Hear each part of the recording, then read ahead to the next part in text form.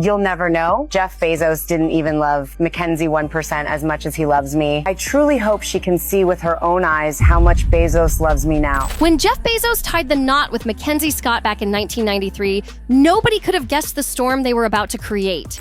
At that time, Amazon wasn't even a company. It was just a crazy little dream sitting in Jeff's head, waiting to explode. That so-called garage project in Seattle, it would go on to flip the entire business world upside down and crown Bezos as one of the richest men in history.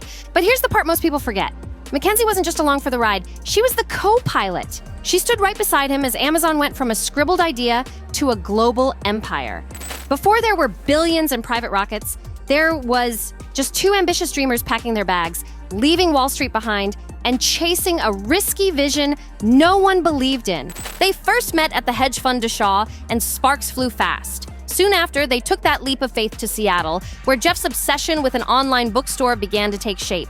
But MacKenzie wasn't some passive partner, cheering from the sidelines. She was in the trenches. She helped write the original business plan, became one of Amazon's very first employees, and fought through the grind as the company clawed its way up. I didn't really date much until my last year of college. Their story wasn't just about building Amazon, it was about building a life. Marriage, massive corporate success, and raising 4 kids all collided at once. It looked like the ultimate power couple fairy tale until it all came crashing down. Now, here's where things get interesting.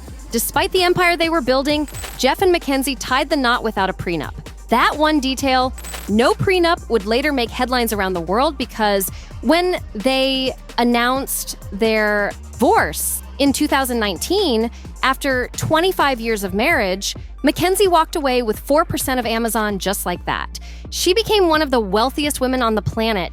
And in 2025, Forbes estimated her net worth at a jaw-dropping $165.3 billion. The split was announced in a calm, composed tweet. They said they had gone through a long period of loving exploration and trial separation and would remain friends. Sounds amicable, right? But what the tweet didn't mention was that just 2 days earlier, the National Enquirer had reached out to Bezos for a comment on a very different kind of story, one about him and former news anchor Lauren Sanchez. Yep, that's when the real drama began. Hours after the divorce news broke, the Enquirer dropped a bombshell. Bezos had been dating Sanchez, who at the time was married to top Hollywood agent Patrick Whitesell. The tabloid claimed it had been tracking Bezos for months across 5 states and 40,000 miles, no less, and said he had flown Sanchez to exotic locations on his $65 million private jet. They even published intimate texts from Bezos to Sanchez, including one where he wrote, "I love you alive, girl. I will show you with my body and my lips and my eyes very soon." Yep, that was one of Jeff Bezos' steamy texts that ended up splattered across the headlines. The twist? Those private messages didn't just magically appear. The leaks reportedly came straight from inside Lauren Sanchez's own family circle. Her brother, Michael Sanchez, was accused of handing over the receipts to the National Enquirer. He's never flat out confessed, but plenty of outlets insist he was the source. Bezos never tried to hide the fact that he was with Lauren, but his team moved fast to spin the story. His lawyer jumped in, claiming the relationship wasn't shady at all because Jeff and MacKenzie were already separated when things started heating up with Sanchez. Still, the timing raised eyebrows everywhere because let's not forget, Lauren herself was married to powerhouse Hollywood agent Patrick Whitesell at the time. That meant people were whispering nonstop that both Bezos and Sanchez had stepped out on their partners. The gossip machine went into overdrive. And talk about awkward timing. Sanchez and Whitesell finalized their own divorce in 2019, right in the middle of all this chaos. It looked less like coincidence and more like a carefully timed exit, but it didn't end with the tabloid circus. Brad Stone, in his book Amazon Unbound, pulled back the curtain even further. He confirmed the affair and revealed how people inside Amazon reacted. Shockwaves went through the company. Employees who once saw Bezos as untouchable suddenly realized their larger-than-life boss was just as messy and complicated as anyone else. The golden image of the world's richest CEO cracked wide open for everyone to see. Author Brad Stone made it clear the Bezos-Sanchez affair didn't just pop up overnight. For years, Jeff kept his marriage life locked down tight. But right before the scandal broke, people close to him noticed something was off. He seemed distracted, harder to reach, like his mind was somewhere else entirely. Then came the strangest clue of all. Jeff Bezos, the guy who used to hate helicopters, suddenly couldn't get enough of them. And wouldn't you know it? Lauren Sanchez just happens to be a licensed helicopter pilot with her own aviation company. That explains the sudden obsession real quick. Fast forward, and now Bezos and Sanchez are officially married. But even before they could exchange vows, the couple found themselves hit with a brand new wave of criticism. And this time, it wasn't about cheating or jets or billions. Nope. The internet came for their wedding invitations.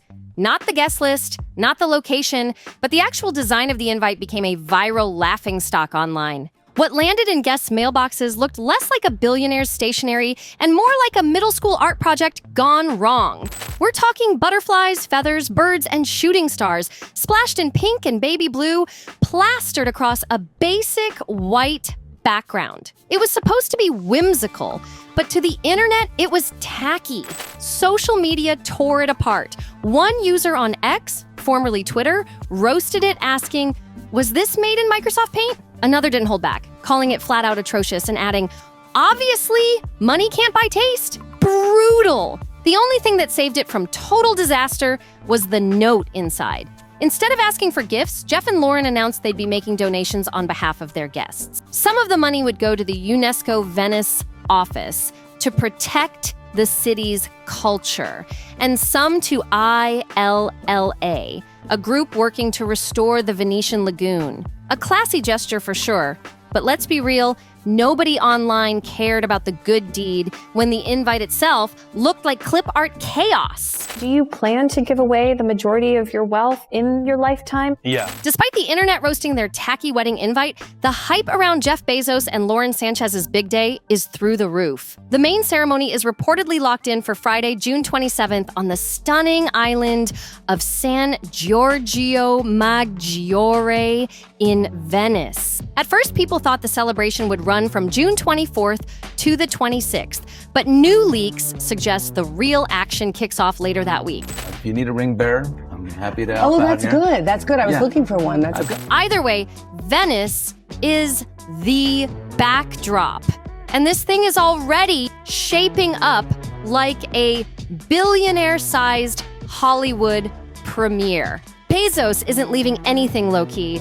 His $500 million super yacht, Kourou, is docked right in the Venetian harbor, practically glowing as the crown jewel of the festivities. Word is, it'll play a starring role throughout the multi-day celebration. Think floating palace vibes with champagne, flowing nonstop. So forget about the cheesy wedding invitations that had social media clowning, because the real headline here is money. We're talking straight up eye-watering numbers. Reuters reports the total cost of Bezos and Sanchez's wedding of the century, $46.5 million and $55.6 million. That's not a wedding.